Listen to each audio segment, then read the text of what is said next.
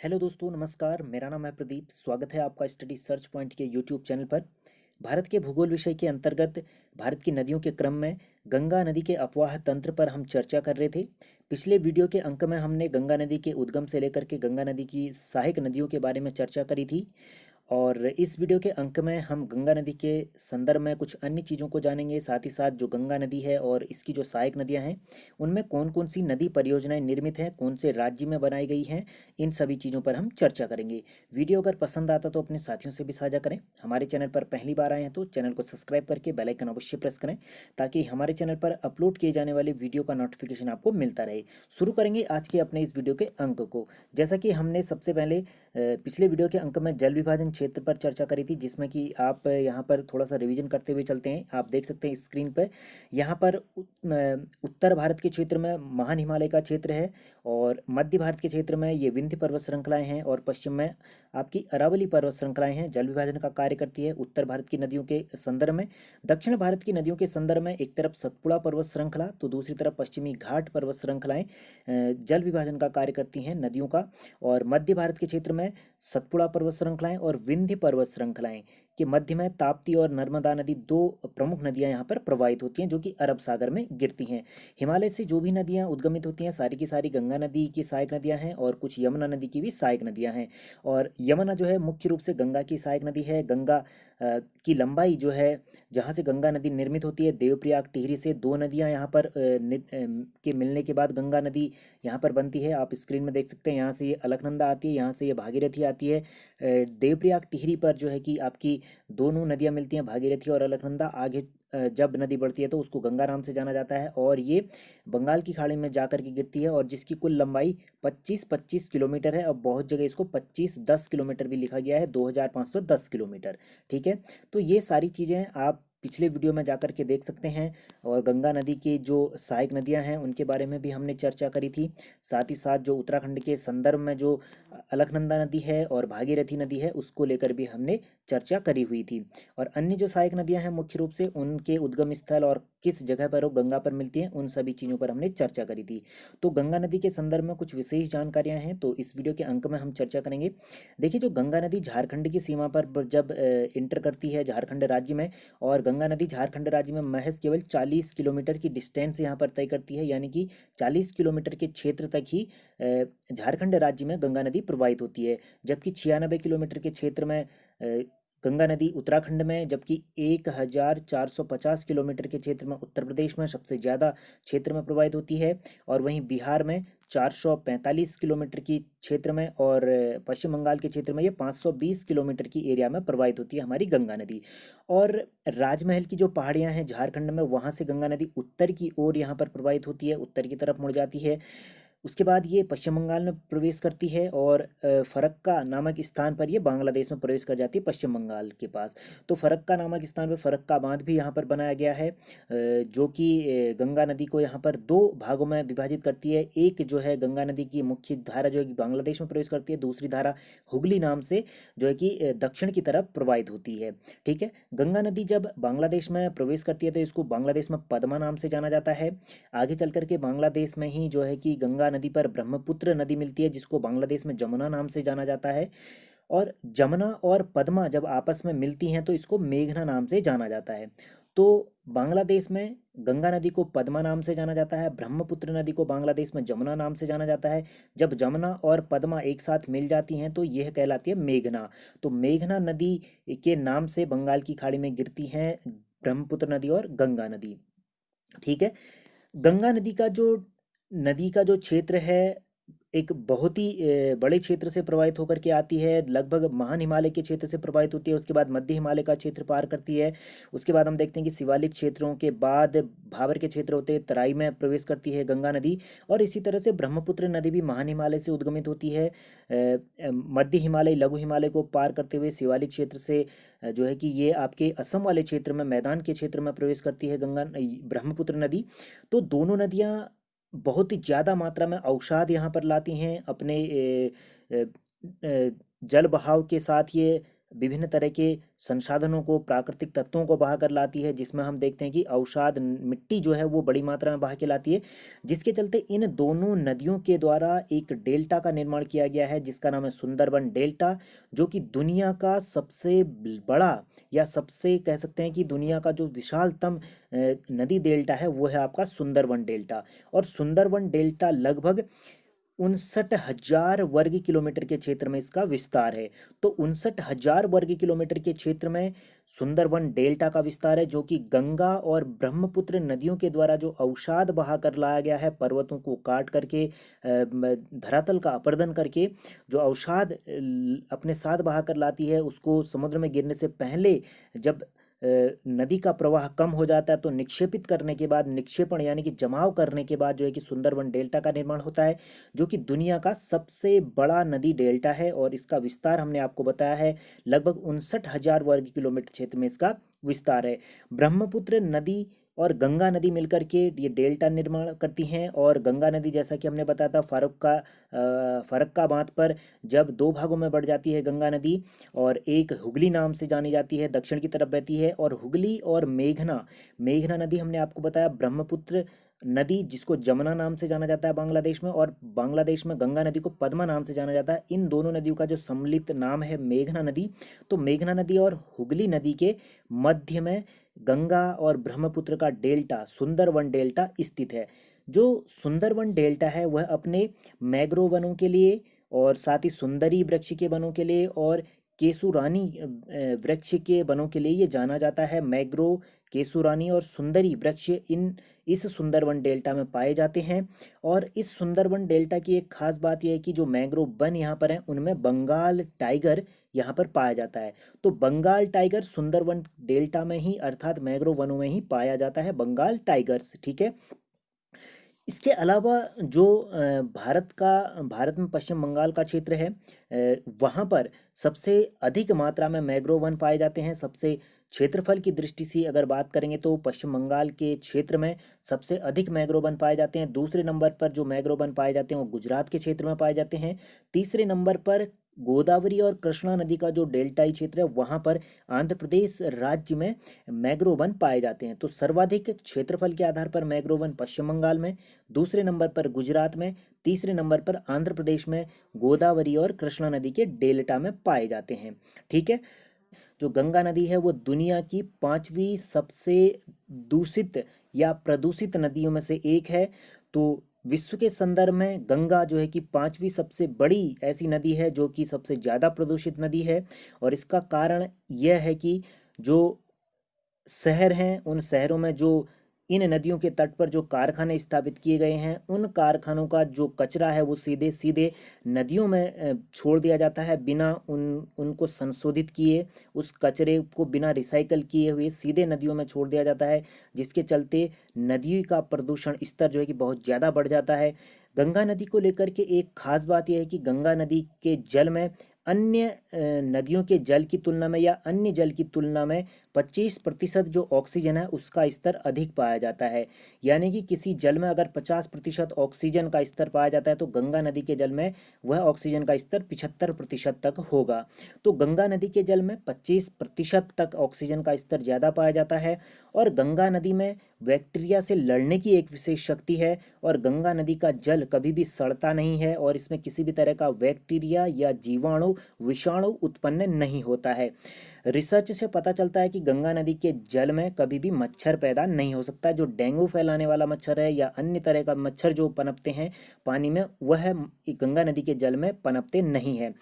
शोध से ये भी पता चलता है कि जो गंगा नदी का जल है उसमें अगर किसी भी बैक्टीरिया वाले जल को मिला दिया जाए या दूषित जल को मिला दिया जाए, उसमें जितने भी बैक्टीरिया, जीवाणु, विषाणु होंगे वह 3 घंटे के अंदर गंगा नदी के जल में इतनी शक्ति है कि उन सारे बैक्टीरिया, विषाणु को वो मार सकता है। तो गंगा नदी के जल में एक खास विशेषता जो है कि इसमें किसी भी तरह का बैक्टीरिया उत्पन्न नहीं होता है, इसका पानी नहीं सड़ता है, इसमें मच्छर पैदा नहीं होता है। और इस जल में अगर कोई दूषित जल भी मिला दिया जाता है तो उसमें जो भी बैक्टीरिया, जो भी जीवाणु, विषाणु होते हैं वो 3 घंटे के अंदर मर जाते हैं। इसके अलावा गंगा नदी के बारे में अध्ययन से पता चलता है कि जो गंगा नदी है वह विश्व के संदर्भ में हो या भारत के संदर्भ में जो भी अन्य नदियां हैं उनकी तुलना में जो कार्बनिक कचरा यहाँ पर नदियों में सीधे सीधे भेज दिया जाता है, डिपोज कर दिया जाता है, यानी कि सीधे सीधे छोड़ दिया जाता है, जो कारखानों से जो कचरा निकलता है कार्बनिक, तो उस कचरे को ये गंगा नदी का जल जो है कि 15 से लेकर के 25 गुना तेजी से विघटित कर देती है। जैसे कि अन्य नदियों में अगर कोई कचरा हम छोड़ते हैं या उसमें डिपोज करते हैं सीधे सीधे, तो जो कचरा विघटित होगा एक सामान्य दर से होगा, लेकिन जो गंगा नदी के जल में अगर कार्बनिक कचरे को हम छोड़ते हैं तो इसके अपघटन की जो दर होगी वो लगभग 15 से 25 गुना तेजी से होगी अन्य नदियों की तुलना में, जो इसकी खास बात है। गंगा नदी के सफाई को लेकर के बहुत सारे प्लान यहाँ पर तैयार किए हैं, अलग अलग सरकारों ने इसको लेकर के जागरूकता यहाँ पर चलाई है। हालांकि लेकिन इसका नतीजा अगर वर्तमान संदर्भ में देखें तो बिल्कुल शून्य ही रहा है। किसी भी तरह का कोई असर यहाँ पर नहीं दिख रहा है गंगा नदी को लेकर के। भले ही वो उसमें कारखानों के द्वारा जो कचरा छोड़ा जाता है या फिर आम नागरिकों के द्वारा जो इसमें कचरा छोड़ा जाता है उसको लेकर के हो, दोनों तरफ से जो प्रभाव यहाँ पर दिखते हैं जीरो ही नज़र आते हैं, किसी तरह का सुधार नज़र नहीं आता है। अगर शायद गंगा और यमुना नदियाँ अगर हमारी साफ़ होती तो जो गर्मी के समय में दिल्ली समेत जो अन्य जो राज्य हैं, उत्तर प्रदेश में, दिल्ली में, जहाँ से भी ये नदियाँ गुजरती हैं वहाँ पर शायद पीने वाली जल की इतनी किल्लत ना होती। तो देखिए गंगा नदी को साफ करने के लिए वर्ष 1985 में राजीव गांधी के द्वारा एक गंगा एक्शन प्लान तैयार किया गया और वर्ष 2008 में गंगा नदी को राष्ट्रीय नदी का दर्जा दिया गया। तो मोस्ट इम्पोर्टेंट पॉइंट है कि गंगा नदी को राष्ट्रीय नदी का दर्जा कब दिया गया? वर्ष 2008 में गंगा नदी को राष्ट्रीय नदी का दर्जा दिया गया। और जो गंगा की डॉल्फिन है उसको 2009 में जलीय जीव घोषित किया गया। तो गंगा की डॉल्फिन को जलीय जीव 2009 में घोषित किया गया और वर्ष 2008 में गंगा नदी को राष्ट्रीय नदी का दर्जा दिया गया। और 1985 में राजीव गांधी के द्वारा गंगा के लिए एक एक्शन प्लान तैयार किया गया, गंगा के सफाई के लिए, गंगा को शुद्ध प्रदूषित रहित बनाने के लिए। जून 2014 में जब एनडीए सरकार, बीजेपी की सरकार आती है, नरेंद्र मोदी जी की सरकार आती है, तो उन्होंने भी गंगा नदी को लेकर के एक स्वच्छ गंगा नमामि गंगे का मिशन शुरू किया गया था, जो कि जून 2014 में गंगा को स्वच्छ बनाने के लिए नमामि गंगे मिशन की शुरुआत की गई थी। हालांकि इसके कुछ सकारात्मक परिणाम भी निकले। वो यमुना नदी हो, गंगा नदी हो, अगर ये दोनों नदियाँ स्वच्छ हो रहती हैं तो पेयजल की समस्या के साथ साथ किसानों के लिए जो सिंचाई की समस्या है वह भी काफ़ी हद तक दूर हो जाएगी। तो ये सारी बातें थी गंगा नदी को लेकर के। अब देखते हैं गंगा नदी से संबंधित कुछ अन्य चीज़ों को लेकर के जो बातें रही हैं कि गंगा नदी में कौन कौन सी नदियां यहाँ पर आकर के मिलती हैं, जो इसकी सहायक नदियां हैं, इससे पहले भी हमने बताया है। तो मोटे मोटे तौर पर एक बार फिर से देख लेते हैं। गंगा नदी जो है वो भागीरथी के नाम से निकलती है गोमुख से, गंगोत्री हिमानी उत्तरकाशी राज्य, उत्तरकाशी जनपद के उत्तराखंड राज्य से। तो गंगोत्री ग्लेशियर से, गोमुख नामक स्थान से गंगा उद्गमित होती है, जिसको भागीरथी नाम से जाना जाता है। और देवप्रयाग में अलकनंदा जब इस पे मिलती है भागीरथी पे, तो तब जाकर के ये गंगा नाम से जानी जाती है और बंगाल की खाड़ी में ये गिरती है। यमुना नदी इसकी प्रमुख सहायक नदी है, यमुनोत्री के बंदरपूंछ नामक स्थान से निकलती है। गंगा पर यह प्रयागराज इलाहाबाद में मिलती है। अगली जो नदी है शारदा नदी है, मिलम यानी काला पानी ताल से ये निकलती है, मिलम ग्लेशियर के पास वाले क्षेत्र से। और घाघरा नदी पर ये बाराबंकी पर मिलती है और घाघरा नदी आगे जाकर के गंगा नदी पर मिलती है। अगली जो प्रमुख नदी है रामगंगा नदी है, दूधा तोली से निकलती है, ये पश्चिमी रामगंगा की बात हो रही है। और ये गंगा नदी पर कन्नौज पर मिलती है, ये बाएं से मिलती है गंगा नदी पर कन्नौज पर, ठीक है। अगली जो नदी है गोमती नदी है, फुल्लर झील पीलीभीत से निकलती है और सैदपुर वाराणसी के निकट गंगा पर मिलती है। अगली जो नदी आती है कोसी नदी आती है, कोसी नदी जो है कि नेपाल हिमालय गोसाई थान से निकलती है और गंगा पर ये नदी मिलती है, कोसी नदी कुरसेला बिहार पर। और कोसी नदी को जो है कि बिहार का शोक भी कहा जाता है। अगली जो नदी है गंडक नदी है, नेपाल हिमालय से निकलती है और जो है कि ये आपके सोनपुर पटना के पास जो है कि ये गंगा पर मिलती है। अगली जो नदी है गंगा की सहायक नदी चंबल नदी है, जो कि यमुना की प्रमुख रूप से सहायक नदी है, इटावा पर यमुना पर मिलती है। महू मध्य प्रदेश की पहाड़ियों, महू नामक पहाड़ियों से ये निकलती है। सोन नदी गंगा की प्रमुख सहायक नदी है, जो कि अमरकंटक से निकलती है और पटना के निकट आरा के पास ये गंगा नदी में मिलती है। अगली जो प्रमुख नदी है दामोदर नदी है, जो कि छोटा नागपुर के पठार से निकलती है। हुगली पर यह मिलती है कोलकाता के निकट, जब हुगली नदी जो है कि आपके बंगाल की खाड़ी में गिरती है, उससे पहले पहले दामोदर नदी इस पर मिलती है। इसके अलावा मयूराक्षी नदी भी गंगा की सहायक नदी है। और साथ ही साथ हम यहाँ पर देखते हैं मयूराक्षी नदी के अलावा यहाँ पर महानंदा भी इसकी एक अन्य सहायक नदी है। साथ ही साथ जो है कि एक कसाई नदी भी इसकी एक अन्य सहायक नदी है, जो आप स्क्रीन पर देख सकते हैं। तो ये चीज़ें इससे पहले भी हम आपको बता चुके हैं, और यहाँ पर दोबारा से आप मानचित्र में गंगा और यमुना की सहायक नदियों को देख सकते हैं, समझ सकते हैं कि कहाँ पर क्रम से किस क्रम से कौन सी नदी कहाँ पर मिल रही है। तो रामगंगा पहले मिलती है बाएं से, फिर गोमती, फिर घाघरा, फिर गंडक, फिर यहाँ पर कोसी नदी मिलती है, फिर महानंदा अंतिम नदी ऐसी है जो कि बाएं से गंगा नदी पर मिलती है भारत के क्षेत्र में, ठीक है, महानंदा। दाएं से की अगर बात करते हैं तो यमुना नदी यहाँ पर मिलती है, टोंस या तमसा नदी मिलती है, सोन नदी मिलती है, मयूराक्षी नदी मिलती है, दामोदर नदी मिलती है, और यहीं पर पुनपुन नदी भी गंगा पर मिलती है, ठीक है। तो ये सारी नदियाँ आपको ध्यान देना है। अब बात करते हैं गंगा पर दाएं से बाएं से कौन सी नदियां मिलती हैं। मानचित्र में हमने देख लिया, स्क्रीन पर आप देख सकते हैं, इन चीज़ों को आप नोट डाउन कर सकते हैं, ठीक है। चलिए परियोजनाओं की बात करते हैं, जो गंगा नदी पर और गंगा की सहायक जो नदियां हैं उन पर जो परियोजनाएं बनी हैं। सबसे प्रमुख परियोजना है टिहरी परियोजना। टिहरी परियोजना जो है कि टिहरी जनपद में उत्तराखंड राज्य पर बनी है, और ये भिलंगना और भागीरथी नदी के संगम पर बनी है। तो भिलंगना और भागीरथी नदी के संगम पर टिहरी परियोजना बनी है। टिहरी जनपद में उत्तराखंड राज्य में टिहरी बांध, जिसकी ऊंचाई जो है लगभग 261 मीटर की इसकी ऊंचाई है, और ये विश्व का 5वां सबसे ऊंचा बांध है। तो विश्व का 5वां सबसे ऊंचा बांध भारत में टिहरी बांध है, जो कि जिसकी ऊंचाई 261 मीटर ऊंचाई इसकी है, ठीक है। इस बांध के संदर्भ में अन्य भी बातें हैं। यहाँ से 2400 मेगावाट बिजली उत्पन्न होती है। साथ ही साथ जो कि 27,000 हेक्टेयर क्षेत्र में यहाँ से सिंचाई की जाती है, और प्रतिदिन जो है कि लगभग 102.20 करोड़ पेय लीटर जो है कि दिल्ली, उत्तर प्रदेश और उत्तराखंड को जल उपलब्ध कराया जाता है इसी नहर से, ठीक है। अगली जो परियोजना है भीमगोंडा है, और भीमगोंडा जो परियोजना है वो हरिद्वार पर बनाई गई है, और इसको 1840 में अंग्रेजों के द्वारा गंगा नदी से एक ऊपरी गंगा नहर जिसको नाम से जाना जाता है, तो उसको यहाँ पर बनाया गया था सिंचाई के तौर पर, पेयजल की समस्या को दूर करने के लिए। हालांकि ये अपने हितों की रक्षा करते हुए ये नहर बनाई गई थी। तो ऊपरी गंगा नहर जो है वो भीमगोंडा बांध के नाम से जानी जाती है। भीमगोंडा नामक जगह से जो है कि ये गंगा के दाहिने तट से निकाली गई ये नहर है, ठीक है। यानी कि यहाँ से गंगा निकलती है तो यहाँ से ये बहती है, जो कि उत्तर प्रदेश नजीबाबाद के क्षेत्र से होते हुए लखनऊ के तक ये जाती है ये नहर, ठीक है। अगली जो परियोजना है रामगंगा परियोजना है। पश्चिमी रामगंगा पर यह बनी है, कालागढ़ परियोजना के नाम से भी इसको जाना जाता है, कालागढ़ बांध से। और ये पश्चिमी रामगंगा पर निर्मित है, जो कि आपकी गंगा नदी की सहायक नदी है। टनकपुर परियोजना या इसको शारदा परियोजना भी कहा जाता है, शारदा नदी पर, काली नदी पर निर्मित है टनकपुर पर, और जहाँ पर भारत और नेपाल की सीमा है वहीं पर ये बांध निर्मित है, और इससे बिजली के साथ साथ सिंचाई के लिए भी ये इसका जल प्रयोग किया जाता है, टनकपुर परियोजना या शारदा परियोजना का, ठीक है।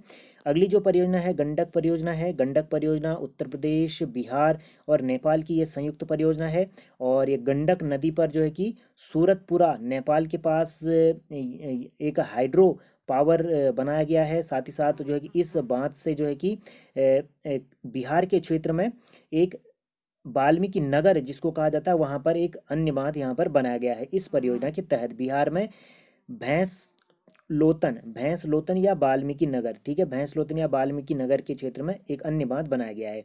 अगली परियोजना कोसी परियोजना है। कोसी नदी पर यह निर्मित है, बिहार और नेपाल सरकार की संयुक्त परियोजना है, और बाढ़ नियंत्रण के अलावा जल विद्युत उत्पादन और सिंचाई के तौर पर ये इस परियोजना को बढ़ावा दिया गया है। यानी कि कोसी नदी में लगातार जो बाढ़ आती थी उसको नियंत्रित करने के लिए, जल विद्युत उत्पादन के लिए और सिंचाई के लिए इस नदी का महत्व है, ठीक है। अगली जो यहाँ पर परियोजना है रिहिंद परियोजना है, और रिहिंद परियोजना ये सोन नदी की जो सहायक नदी है रिहिंद, उस पर ये बनी हुई है। पिपरी सोनभद्र जिले के अंतर्गत उत्तर प्रदेश के क्षेत्र में ये परियोजना निर्मित है। तो रिहिंद आप यहाँ पर देख सकते हैं, ये सोन नदी यहाँ पर है, और सोन नदी की सहायक नदी है रिहिंद और कोयल। तो ये दो नदियां हैं, और इसी रिहिंद नदी पर जो है कि रिहिंद परियोजना निर्मित है, ठीक है। चलिए, अगली जो परियोजना आती है बाण सागर परियोजना आती है, और बाण सागर परियोजना सोन नदी पर ही निर्मित है। मध्य प्रदेश और उत्तर प्रदेश के साथ साथ बिहार की यह संयुक्त परियोजना है, और यह मध्य प्रदेश के शहडोल जिले के अंतर्गत सोन नदी पर यह निर्मित की गई है बाण सागर परियोजना। अगली जो प्रमुख परियोजना है माता टीला परियोजना है। माता टीला परियोजना जो है कि बेतवा नदी पर बनी हुई है, और बेतवा नदी किसकी सहायक है, तो यमुना नदी की सहायक है, और यमुना नदी आगे जाकर के गंगा पर मिलती है। तो बेतवा नदी पर निर्मित है मध्य प्रदेश और उत्तर प्रदेश की ये संयुक्त परियोजना है माता टीला परियोजना, और ये जो बांध बनाया गया है वो उत्तर प्रदेश राज्य में बनाया गया है। तो बेतवा नदी पर उत्तर प्रदेश राज्य पर माता टीला बांध परियोजना निर्मित है। अगली जो परियोजना है चंबल परियोजना है, और चंबल परियोजना मध्य प्रदेश और राजस्थान की सरकारों की संयुक्त ये उपक्रम वाली परियोजना है, यानी कि राजस्थान और मध्य प्रदेश की संयुक्त ये परियोजना है चंबल परियोजना। इसमें दो प्रमुख बांध यहाँ पर बनाए गए हैं, मध्य प्रदेश में गांधी सागर बांध, और राजस्थान में जवाहर सागर कोटा के पास जो है कि जवाहर सागर बांध यहाँ पर बनाया गया है। ठीक है, तो जवाहर सागर बांध कहाँ पर बनाया गया है कोटा के पास राजस्थान में, और गांधी सागर बांध बनाया गया है आपके मध्य प्रदेश में बनाया गया है। ठीक है, और जो कि चंबल परियोजना के तहत है, और चंबल परियोजना जो बनी है वह 1970 से ये बनी हुई है। ठीक है, 1970 में इस परियोजना का कार्य शुरू हुआ था। ठीक है, अगली जो परियोजना है दामोदर नदी घाटी परियोजना जो है कि जब दामोदर नदी पर यहाँ पर बाढ़ आती थी, जिसको बंगाल का शोक कहा जाता था दामोदर नदी घाटी को, तो उसको नियंत्रित करने के लिए इस नदी परियोजना की महत्ता यहाँ पर बहुत ज़्यादा है। और इसको जो संयुक्त राज्य अमेरिका है उसकी जो है कि एक नदी यहाँ पर है टेनेसी, तो टेनेसी जो घाटी परियोजना है उसकी तर्ज पर इस नदी घाटी को विकसित किया गया है। तो अमेरिका की टेनेसी घाटी, या इसको जो है कि टेनेसी नदी घाटी परियोजना भी कहा जाता है दामोदर नदी घाटी को।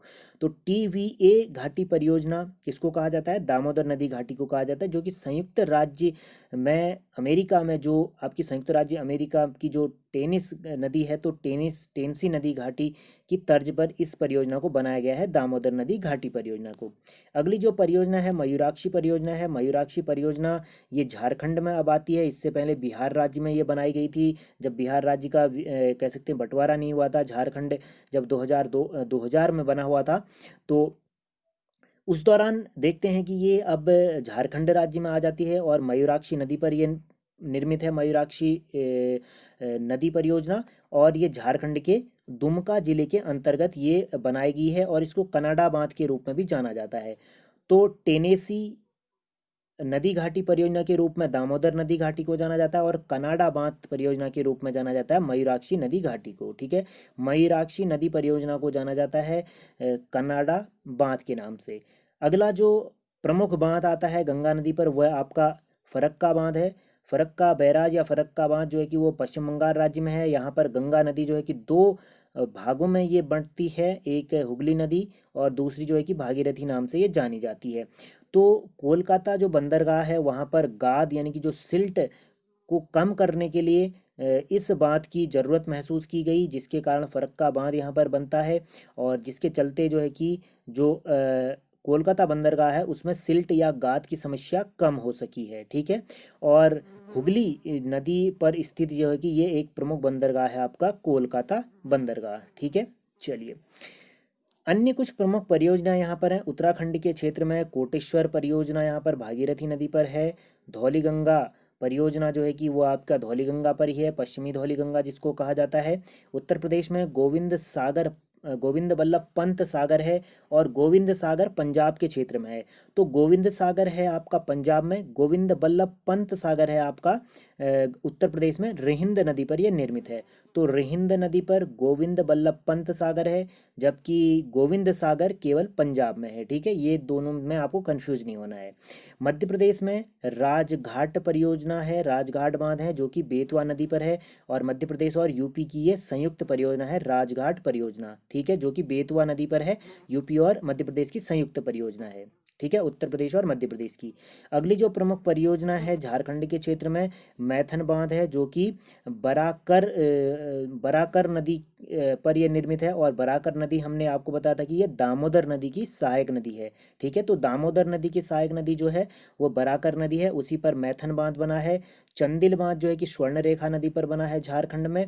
और पंचत बांध जो है वो आपका दामोदर नदी पर ही बना हुआ है झारखंड में। ठीक है, तो दामोदर नदी पर जो है कि जो बांध यहाँ पर बना हुआ पंचत बांध झारखंड में, स्वर्ण रेखा नदी पर जो है कि चंदिल बांध जो बना है स्वर्ण रेखा नदी पर झारखंड में, और बराकर नदी पर बना हुआ है मैथन बांध झारखंड में। ठीक है, ये प्रमुख चीज़ें थी बांधों को लेकर के। गंगा नदी और उसकी सहायक नदियों पर कौन कौन से प्रमुख बांध हैं उन पर हमने चर्चा करी। हालांकि इन नदियों में अन्य परियोजना भी बनाई गई हैं, और अगर देखा जाए तो गंगा नदी पर ही केवल लगभग 900 से भी अधिक नदी परियोजनाएं निर्मित की गई हैं।